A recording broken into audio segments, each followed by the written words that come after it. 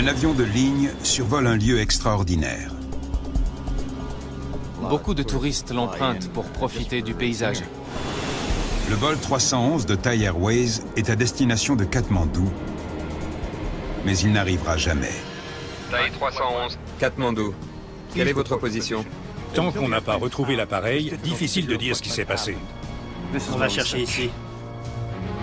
Une expédition à haute altitude va conduire les enquêteurs dans un des lieux les plus reculés.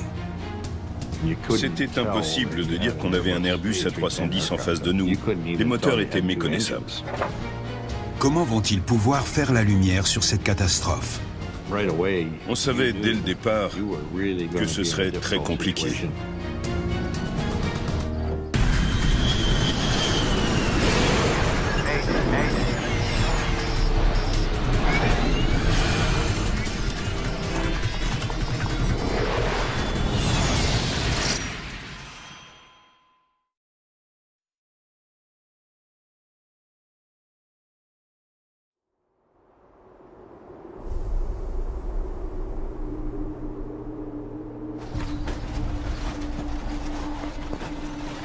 L'été bat son plein dans l'Himalaya. Pendant la mousson, les vents instables et les averses soudaines balayent les crêtes découpées de la chaîne montagneuse. Dans le ciel, le vol 311 de Thai Airways.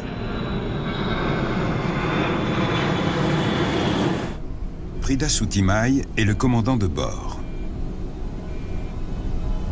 L'officier pilote de ligne s'appelle Phunthphat Boonyaye. Je ne me lasserai jamais de voir ces montagnes. Oui, c'est une vue à couper le souffle.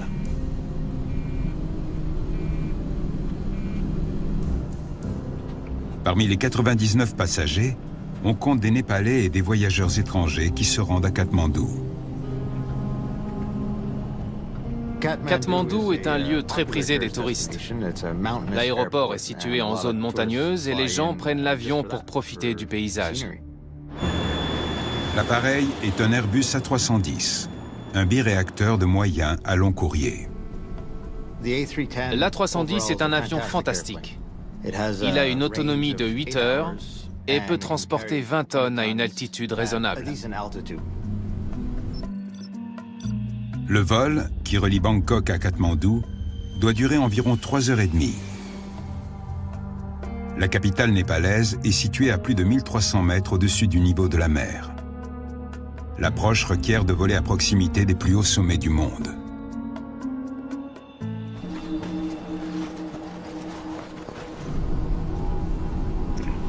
Katmandou, Thai 311. Demandons la descente.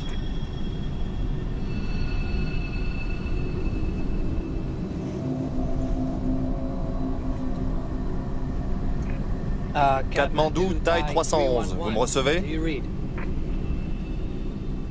L'équipage a dû s'y prendre à 3 reprises pour réussir à entrer en contact avec les contrôleurs.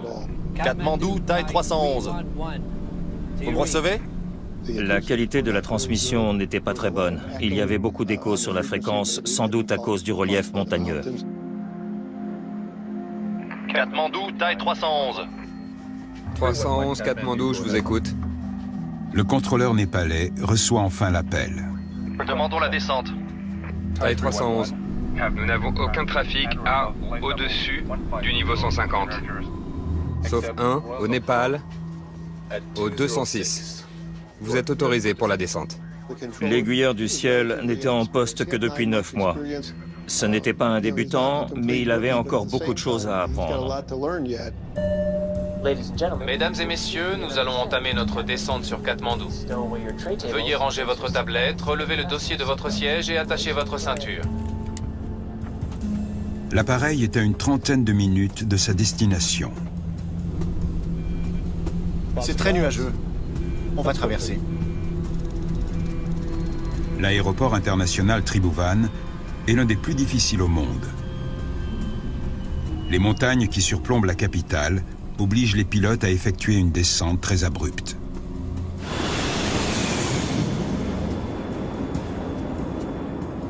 Quand j'ai regardé l'approche que cet équipage devait effectuer sur Katmandou, ce qui m'a frappé, c'est la raideur de l'approche elle-même et la pente du relief de la zone.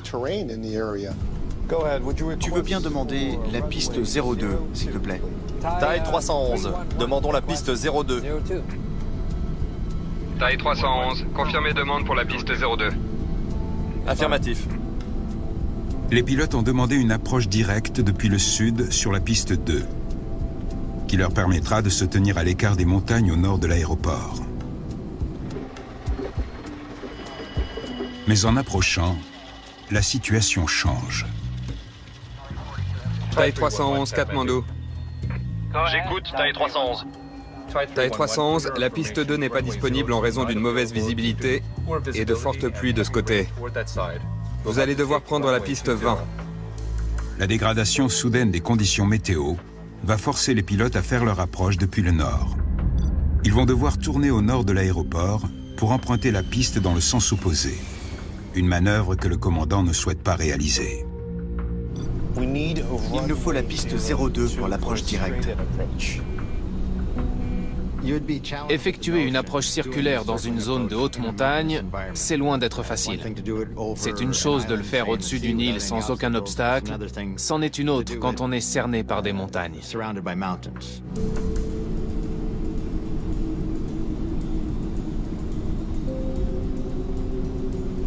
Ça va pas le faire. Vérifie le carburant pour Calcutta. Le commandant décide de se dérouter sur un aéroport en Inde. Le carburant, on en a assez pour rentrer à Bangkok. Et pour Calcutta, il en faut combien? 18, 14, 42?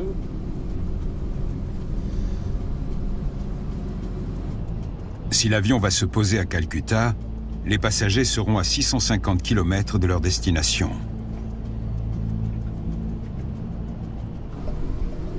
Taille 311, je viens d'avoir la confirmation que la piste 02 est de nouveau disponible. Rappelez 25 nautiques DME. Une seconde. Bonne nouvelle, la météo imprévisible semble avoir de nouveau changé. Katmandou, taille 311. Confirmez que la piste 02 est bien disponible. Affirmatif, piste 02 disponible. On a de la chance. Les pilotes sont de nouveau autorisés à faire une approche directe depuis le sud. Mais l'appareil est maintenant trop proche de la piste pour descendre en toute sécurité. Là où ils se trouvaient, ils étaient trop hauts par rapport à l'aéroport. Katmandou, taille 311. On ne peut plus entamer l'approche. On va devoir retourner à Roméo et monter à 18 000 pieds pour recommencer notre approche. Le commandant décide de faire demi-tour. Il aura ainsi la bonne distance pour effectuer une descente contrôlée en toute sécurité. Grâce au système de gestion de vol, le copilote cherche le point de report baptisé Roméo pour relancer l'approche. Mais un problème surgit. Le système ne verrouille pas la trajectoire de vol jusqu'à Roméo. Tout a disparu. C'est Roméo 27, non? Roméo.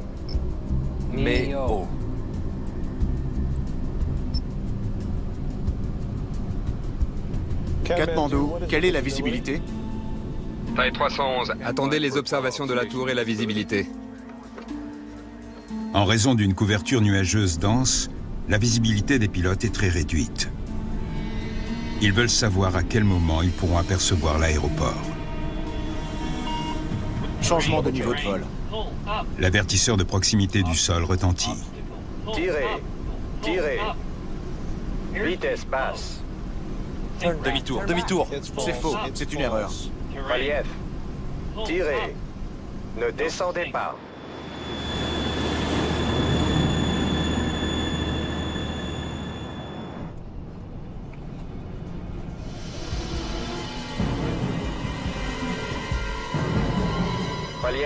Relief. Tirez. Oh non!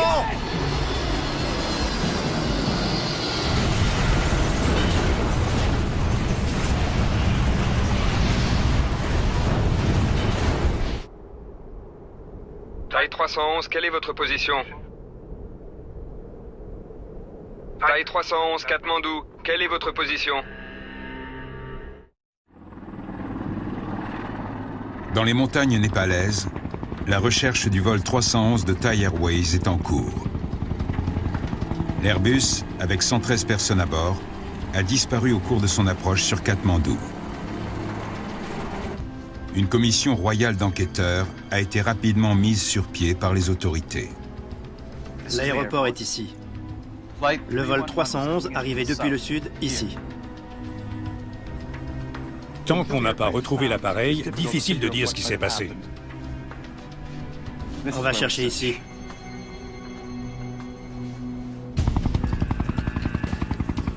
Des dizaines de kilomètres carrés sont ratissés au sud de la capitale.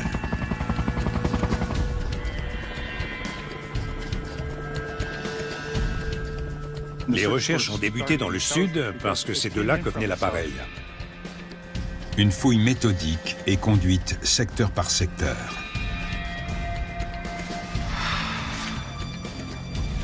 Il est où, bon sang? L'appareil reste introuvable.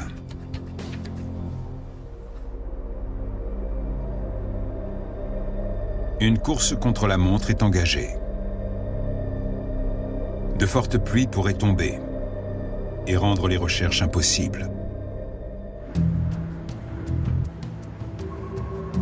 D'autres enquêteurs interrogent le contrôleur aérien dans l'espoir d'obtenir un semblant de piste. On ne dispose pas de radar ici. Impossible de vous donner la localisation de l'avion. Un radar fonctionne en visibilité directe. Les ondes ne pénètrent pas les montagnes. Donc, dans une région montagneuse comme Katmandou, la couverture radar est limitée parce que le relief élevé fait obstacle. Je me fie à ce que disent les pilotes. Un contrôleur qui n'a pas de radar doit se créer une représentation mentale grâce aux informations que lui donnent les pilotes. Il n'a donc pas de localisation précise. Il travaille quasiment à l'aveugle. Ils allaient recommencer leur approche. La dernière position qu'ils m'ont donnée, c'était ici, à 22 km au sud de l'aéroport. Katmandou, Thai 311. On ne peut plus entamer l'approche. On va devoir retourner à Roméo et monter à 18 000 pieds pour recommencer notre approche. Ils devaient rebrousser chemin en direction du sud. Par contre, à un moment, ils ont déclaré une défaillance technique. Et puis quelques secondes après, ils ont dit que c'était réglé. Une défaillance d'origine inconnue éveille les soupçons. Mais à ce stade de l'enquête, rien ne peut dire qu'elle a joué un rôle dans la disparition de l'Airbus. Les pilotes avaient fait état d'un souci technique, mais le contrôleur ignorait si le problème venait de la radio ou du système de navigation. Le vol 311 de Thai Airways a disparu dans l'Himalaya depuis maintenant 48 heures. Et il n'y a toujours aucun signe de l'appareil. L'enquête va connaître une avancée importante grâce à des villageois qui disent avoir retrouvé des débris d'avion au nord de Katmandou. Des gens avaient entendu l'avion s'écraser à proximité de là où il se trouvait, mais ils n'avaient aucun moyen de communication pour prévenir les enquêteurs. Vous êtes sûr que ce n'est pas ici, au sud de la ville? À la surprise générale, le lieu de l'accident serait à 1000 lieues de la zone de recherche. Ils n'auraient jamais pu s'imaginer que l'avion s'était écrasé au nord de l'aéroport. Au nord de Katmandou, près de la frontière tibétaine, l'Himalaya s'élève à 6000 mètres d'altitude. Ces reliefs expliquent pourquoi la majorité des pilotes approchent l'aéroport Tribhuvan par le sud, où les montagnes ne culminent qu'à 2500 mètres. Lance les hélicos. Dis-leur de chercher au nord de l'aéroport.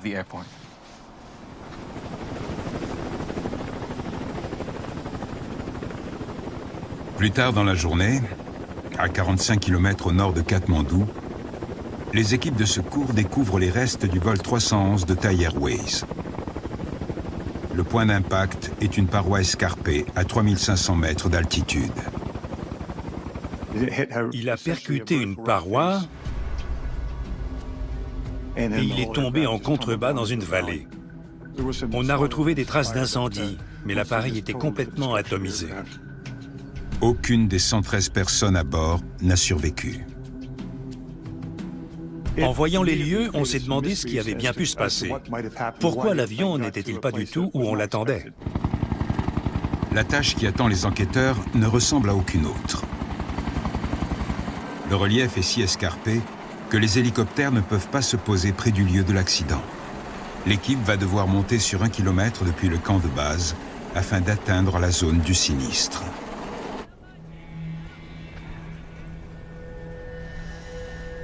Une marche éprouvante de 5 heures. Faut que je m'arrête. La zone était périlleuse. Il fallait se montrer prudent. À haute altitude, on risquait l'hypoxie.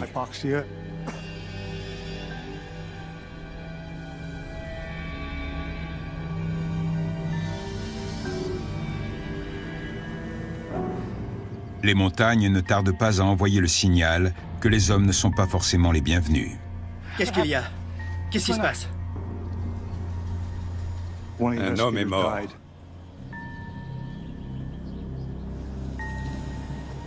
Un des enquêteurs britanniques de chez Airbus succombe à une hypoxie, un manque d'oxygène dans le sang dû au peu d'air présent à haute altitude.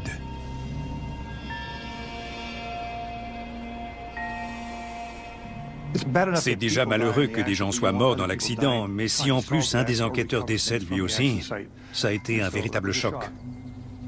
La prise de conscience est brutale. Les enjeux de cette mission sont très élevés.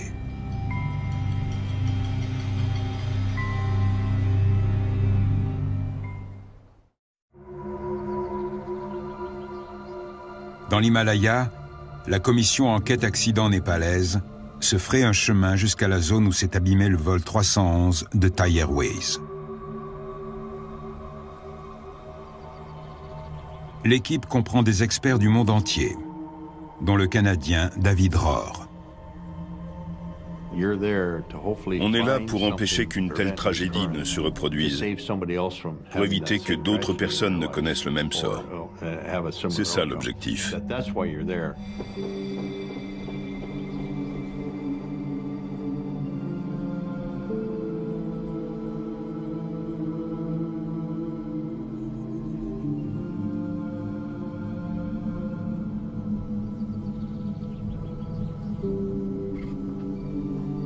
Sur les lieux de l'accident, c'est le chaos le plus total. L'appareil était complètement détruit. C'était impossible de dire qu'on avait un Airbus A310 en face de nous. Les moteurs étaient méconnaissables. Une première question se pose. Pourquoi le vol 311 a-t-il fini sa course ici? Il n'aurait jamais dû se trouver au nord de l'aéroport. L'enregistreur phonique est rapidement retrouvé, mais il n'indiquera pas la trajectoire de l'avion. Rapporte-le à la base. Sachant que l'aéroport ne dispose pas de radar, seul l'enregistreur des paramètres de vol permettra de comprendre pourquoi l'Airbus s'est écrasé dans cette zone. On savait d'emblée que sans l'enregistreur de paramètres, on aurait beaucoup de mal à déterminer la cause ou les facteurs ayant conduit à la catastrophe. Toujours rien? Non. Malheureusement. Les efforts intenses déployés à haute altitude ont déjà eu raison d'un membre de l'équipe. Les enquêteurs savent que leur temps ici est limité. Là. Les débris récupérés sur les hauteurs sont entreposés dans un hangar de l'aéroport de Katmandou.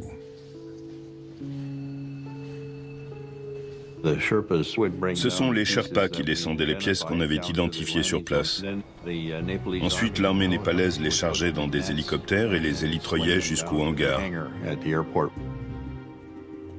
En l'absence de l'enregistreur de paramètres, les enquêteurs se penchent sur les dossiers de maintenance de l'A310. Dans une enquête, on n'attend pas de disposer des boîtes noires pour se mettre au travail. On regarde, par exemple, si l'appareil a connu des problèmes antérieurs. Ils savent déjà que les pilotes ont fait part d'un incident technique d'origine inconnue au contrôle aérien. Ça pose tout de suite question, d'autant qu'un incident technique peut concerner pas mal de choses.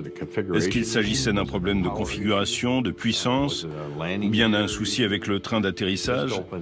Tout était envisageable. Hé, regarde ça.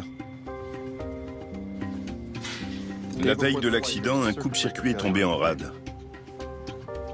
Il y avait un problème récurrent avec le circuit d'alimentation XP205 qui est relié à l'équipement de navigation. On a donc creusé dans cette direction. Le circuit électrique XP205 alimente plusieurs systèmes importants de l'avion, en particulier le système de navigation. Il a peut-être lâché en vol.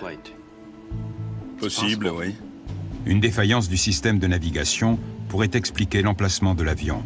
S'il y a eu dysfonctionnement, le copilote s'est retrouvé sans instrument électrique pour lui indiquer sa position ou lui permettre de piloter.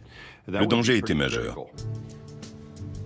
Afin de prouver leur théorie, les enquêteurs doivent retrouver le fameux circuit d'alimentation au milieu des débris calcinés et déformés. Je ne sais même pas ce que c'est, ça. Vu les débris, il était compliqué de remonter à la source de cette défaillance. Alors que la fouille continue, l'enquête prend un tour inattendu.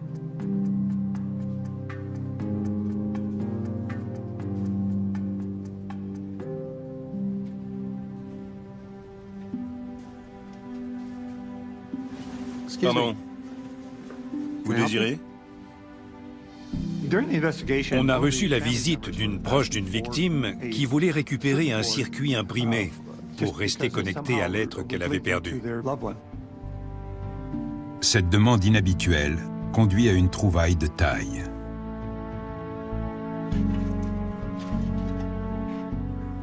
C'est comme ça qu'on a mis la main sur le mécanisme interne de l'enregistreur qui nous manquait. L'enregistreur de paramètres contient des données capitales, comme la vitesse, la direction et l'altitude de l'appareil. On espère toujours que la chance sera de notre côté. Quand on est enquêteur, c'est le genre de moment auquel on se raccroche. C'est une avancée majeure. Les données devraient leur indiquer pourquoi un avion qui volait au sud de l'aéroport a fini par percuter des montagnes situées au nord. C'est prêt? Très bien. Lance la bande. L'analyse des conversations dans le cockpit du vol 311 de Thai Airways va pouvoir commencer. C'est très nuageux. On va traverser. Les enquêteurs espèrent entendre quelque chose qui viendrait expliquer pourquoi l'Airbus a heurté une montagne à 3500 mètres de hauteur. Thai 311, Katmandou. Tu veux bien demander la piste 02, s'il te plaît? Thai 311, demandons la piste 02. Thai 311, confirmez demande pour la piste 02. Affirmatif. À l'amorce de la descente, tout semble normal. Ça va pas le faire. Vérifie le carburant pour Calcutta. Mais lorsque le commandant envisage un déroutement, l'atmosphère change dans le poste de pilotage. Le carburant, on en a assez pour rentrer à Bangkok. Et pour Calcutta, il en faut combien? 18, 14, 42? Il a l'air d'être agacé par son copilote. En les écoutant, j'ai eu l'impression que les réponses que donnait le copilote n'étaient pas celles qu'attendait le commandant. Entre eux, la communication n'était pas idéale. Thai 311, je viens d'avoir la confirmation que la piste 02 est de nouveau disponible. Rappelez 25 nautiques DME. Une seconde. Katmandou, Thai 311. Confirmez que la piste 02 est bien disponible. Les enquêteurs remarquent autre chose qui sort de l'ordinaire. Affirme, piste 02 disponible. Demandons la météo au sol. Attends, arrête. L'homme à la radio n'est pas le copilote. C'est le commandant. Pourquoi c'est lui qui parlait au contrôleur? Le commandant, alors pilote en fonction, n'aurait jamais dû parler au contrôle aérien. C'est au copilote, alors pilote non en fonction, de prendre en charge la communication. Mais ça ne s'est pas passé comme ça. La répartition des tâches et du volume de travail est primordiale dans un cockpit. Mais dans le cas présent, c'est le commandant qui, à plusieurs reprises, effectuait les transmissions radio.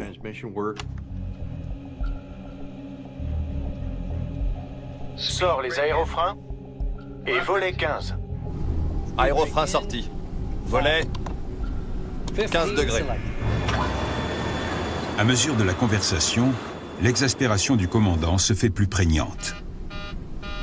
C'est pas vrai. Les volets ne sont pas sortis. Les volets ne sont pas totalement sortis, ce qui est pourtant essentiel dans l'approche sur Katmandou.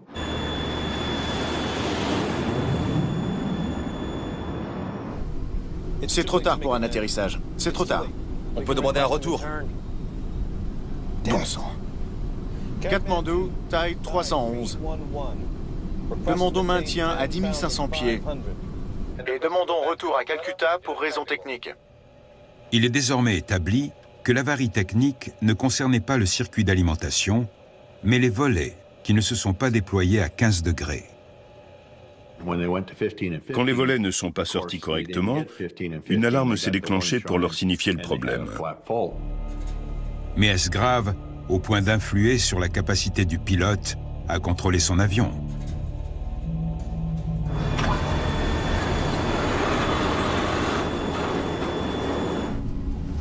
Regarde. Les volets sont en position. D'après l'enregistrement, l'incident est rapidement résolu. Ils ont finalement réussi à sortir les volets. Retour à la normale. Peut-on tourner à gauche sur Roméo? Tout est rentré dans l'ordre et vous souhaitez faire une approche? Affirmatif. Affirmatif. La situation semble se stabiliser. Taille 311, autorisé approche Sierra. Rappelez 10 nautiques DME libérant 9500 pieds. Mais l'exaspération du commandant ressurgit. On n'est plus en mesure d'atterrir. On doit tourner à gauche pour rejoindre Roméo et recommencer notre approche. La communication avec le contrôle aérien était loin d'être optimale. Elle était fragmentée et peu claire. Taille 311, quelle est votre distance DME? On est à 9 DME, 10 500 pieds.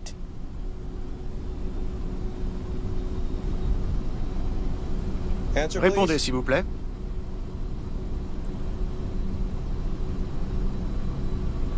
Répondez, s'il vous plaît. Ces demandes répétées pour retourner à Roméo sont restées sans réponse. Les enquêteurs se demandent alors Katmandou, taille 311. Peut-on tourner à gauche maintenant?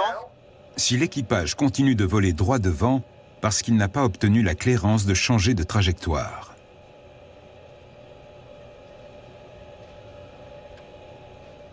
On monte et on tourne à droite. Sans attendre d'autorisation, le commandant décide de son propre chef d'entamer un virage à droite afin de pouvoir recommencer son approche.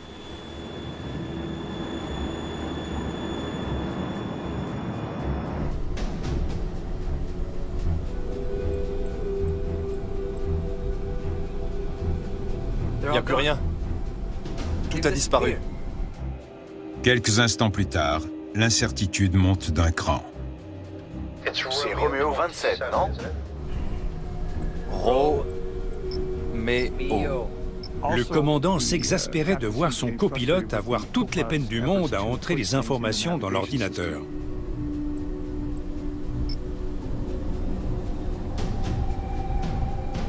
Ça veut pas marcher. C'est pas difficile d'entrer un point de report, pourtant. C'est alors que le copilote pose une question surprenante.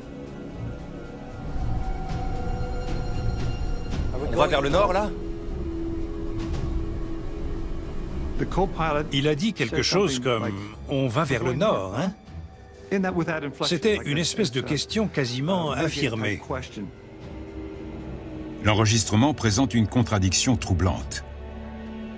Irrité par le contrôleur aérien et son copilote, le commandant s'éloigne des montagnes en tournant vers le sud. Et pourtant, quelques minutes plus tard, ils percuteront une paroi rocheuse au nord. Relief, relief, tirez. Demi-tour, demi-tour. C'est faux, c'est une erreur. Comment ont-ils pu s'écraser contre une montagne de laquelle ils s'éloignaient? Le mystère reste entier. Relief, tirez. Oh non!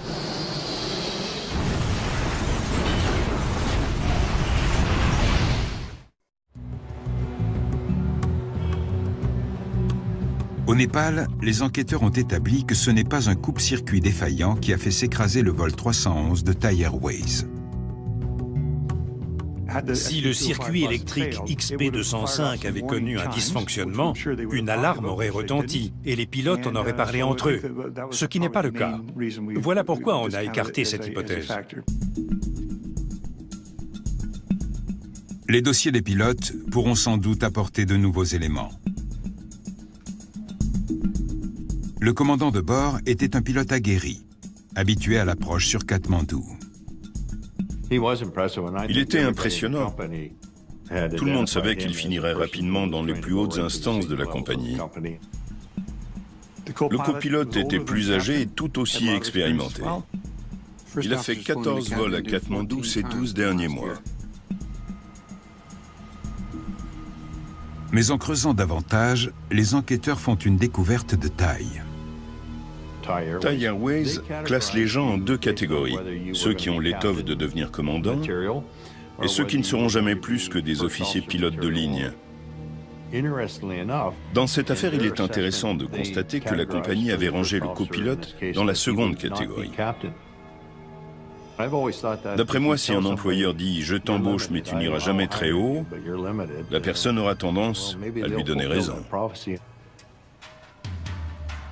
Ça n'explique toujours pas pourquoi ils ont fini au nord.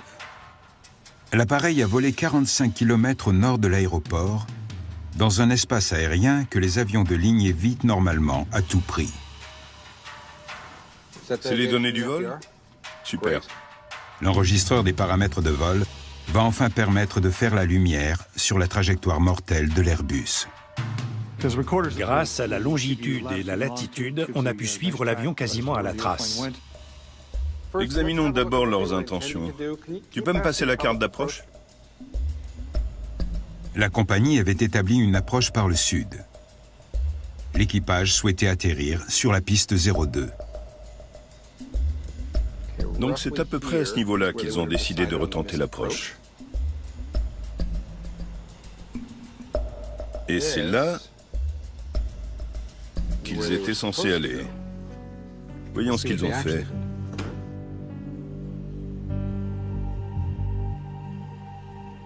D'après les données, le vol 311 file vers le nord en direction de Katmandou. Tout semble normal. Et là, ils amorcent un virage pour aller retenter leur approche. Bon.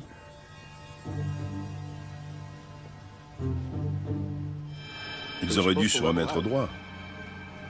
Mais ils ont continué de tourner.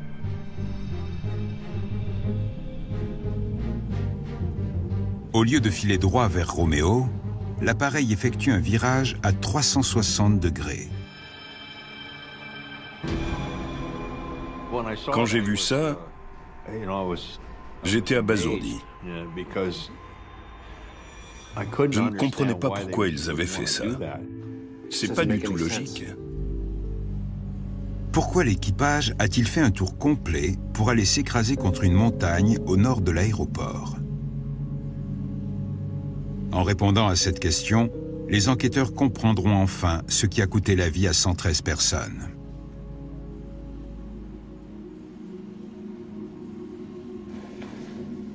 Prêt? Prêt. C'est parti. Le vol est reproduit en simulateur. Un test en simulateur permet de comprendre en situation ce que les pilotes voyaient et tous les problèmes auxquels ils auraient pu être confrontés. Là, le commandant prend en charge les échanges radio. D'accord. Katmandou, Thai 311. Confirmez que la piste 02 est bien disponible. À ce stade, le commandant pilote surveille les instruments et parle au contrôleur. Le tout au cours d'une des descentes les plus raides et les plus difficiles. Sors les aérofreins et volet 15. Aérofrein sorti. Volet 15 degrés.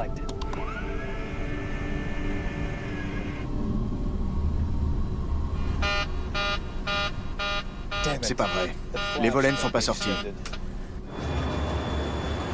Le problème de volet est temporaire, mais le temps de le résoudre les a retardés. et ils ne sont plus en mesure d'effectuer une approche directe. Voyons voir. D'accord. Non, on est trop haut et trop près pour l'approche. La seule solution, c'est de faire demi-tour et de réessayer. Le contrôleur n'a pas donné la clairance. Il demande l'altitude de l'avion et sa distance par rapport à l'aéroport. Attends, on s'approche de plus en plus des montagnes. On doit vite amorcer un virage. Le pilote automatique mène l'avion à un cap donné en empruntant le chemin le plus court. Dans ce cas précis, c'est un virage à gauche. Le contrôleur a dit qu'il y a du trafic à gauche. D'accord, mais ça fait beaucoup de choses d'un coup. Et toujours pas de clairance pour revenir à Romeo.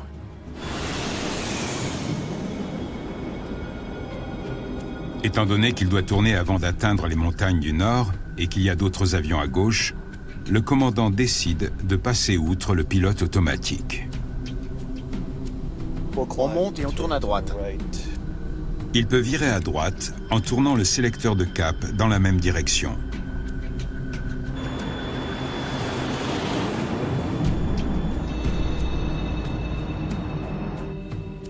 Il y a de grandes chances que ce soit par l'action du commandant de bord sur le rotateur que l'avion a pu tourner.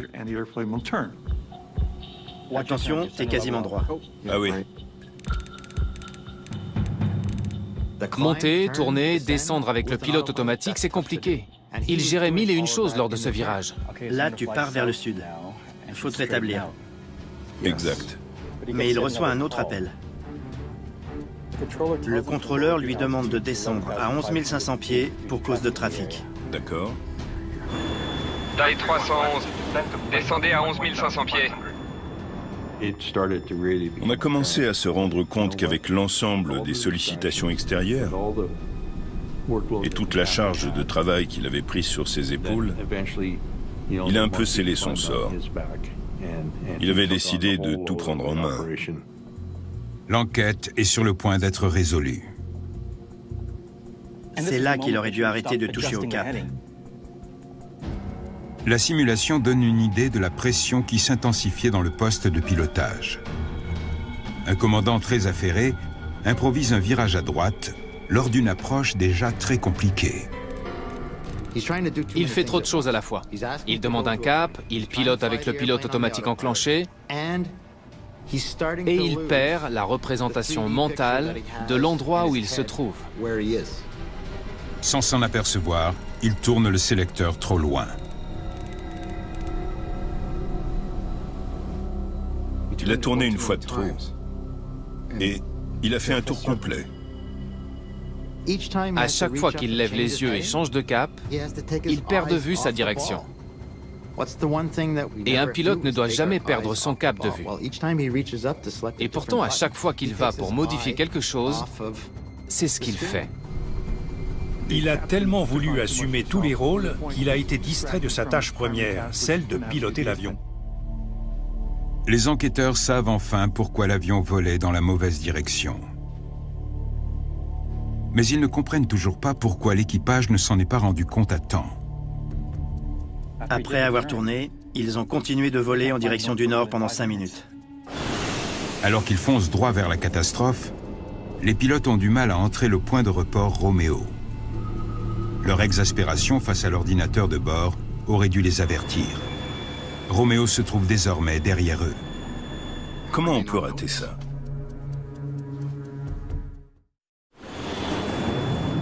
Pourquoi l'équipage du vol 311 de Thai Airways ne s'est-il pas aperçu qu'il avait fait un virage à 360 degrés et qu'il volait désormais droit vers les montagnes? Il fallait comprendre pourquoi ils ont continué vers le nord. Quels signaux les ont avertis et pourquoi les ont-ils ignorés? Regarde ça. Les points cardinaux ne figurent pas sur le compas. L'étude du conservateur de cap donne une explication possible. Les marqueurs habituels, N, S, E, W, pour nord, sud, est, ouest, n'apparaissent pas. Seuls les chiffres étaient inscrits. S'il y avait eu un N majuscule, ça aurait fait toute la différence.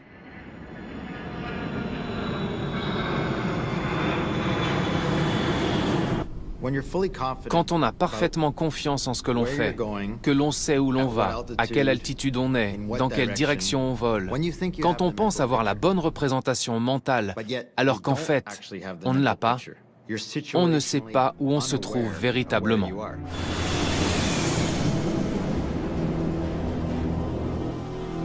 Il y a encore un truc qui me chiffonne. Pourquoi le contrôleur ne s'est pas aperçu de la localisation? À 3 minutes de l'impact, l'aiguilleur du ciel demande au commandant à quelle distance il se trouve. Taille 311, quelle est votre distance DME? On est à 5 nautiques DME de Katmandou. Le commandant répond qu'il est à 9 km.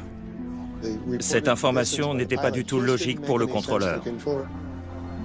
Cela fait 5 minutes que l'équipage a annoncé avoir fait demi-tour pour rejoindre Roméo.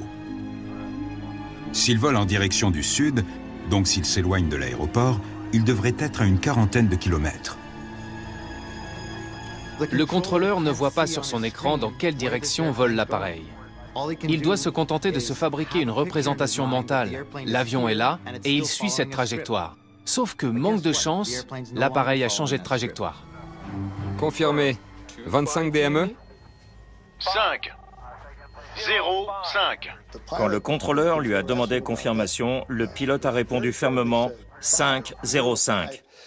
Et c'est ce qui a renfermé dans sa coquille le contrôleur relativement vert. Bien reçu. Rappelez passant Roméo.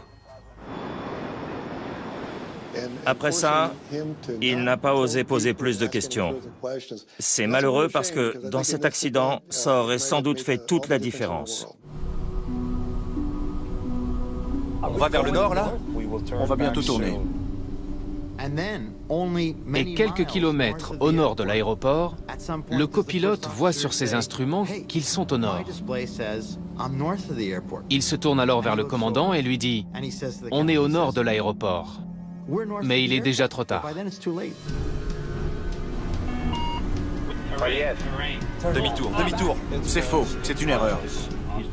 Il était tellement persuadé d'être ailleurs que le copilote aurait pu dire tout ce qu'il voulait, il n'en aurait jamais démordu.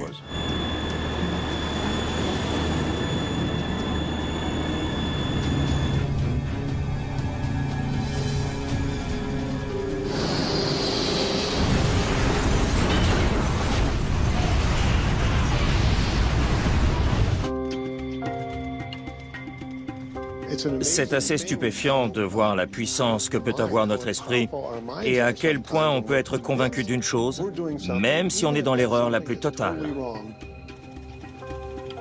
Le crash du vol 311 a souligné le besoin patent d'outils technologiques de pointe à l'aéroport Tribhuvan. Dans un environnement comme Katmandou, un radar était vital. Et un système radar a bien été installé pour éviter qu'une catastrophe ne se reproduise. Ce désastre aérien a également fait prendre conscience de l'importance cruciale de la répartition des tâches au sein d'un équipage. La règle fondamentale qui établit le rôle de chacun ne doit jamais être enfreinte. Ce n'est pas simple de se dire « Je suis surchargé, il faut que je délègue un peu, je dois arrêter de faire le travail de tout le monde ». C'est ce que ce commandant faisait. Il aurait dû dire « Ça suffit maintenant. Je pilote l'avion et toi, tu gères les communications. Et dis au contrôleur ce que je fais. Dis-lui.